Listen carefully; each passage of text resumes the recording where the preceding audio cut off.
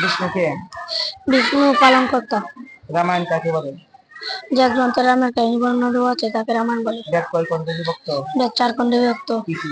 ঋগ্বেদ, সামবেদ, যজুর্বেদ, অথর্ববেদ।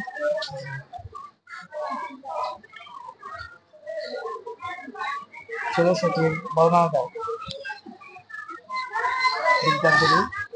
বিদ্যা দেবী সরস্বতী তিনি কিসের প্রতীক?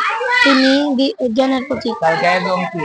তার গায়ের রং এই যে চাঁদের মতো শুভ ও সাদা। দেবী দুর্গার বর্ণনা দাও। দেবী দুর্গা ঈশ্বরের শক্তির দেবী। তার 10টি হাত, 3টি চোখ। তার 3টি চোখ বলে তার নাম ত্রিনয়ন। সহনশীলতা কি? হিন্দুদের সবচেয়ে বড় উৎসবের নাম কি? সবচেয়ে বড় ঈশ্বরের পূজার নাম শ্রী শ্রী দুর্গা পূজা। কে পাপ পুণ্যের হিসাব রাখেন? চিত্রগুপ্ত। নরক বলতে কি বুঝো?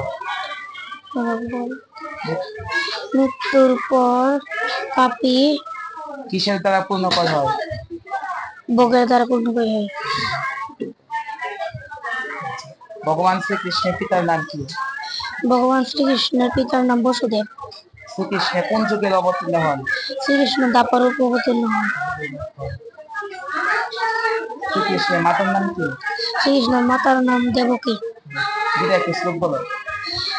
যদা যদা হি ধর্মস্য গ্লানির্ভবতি ভারত অভ্যুত্থানমধর্মস্য তদাত্রাণায় শ্রীরামঃ পরিত্রাণায় সাধূনাং বিনাশায় চ দুষ্কৃতাং সম্ভবামি যুগে যুগে। ওম শান্তি, ওম শান্তি, ওম শান্তি। ধন্যবাদ।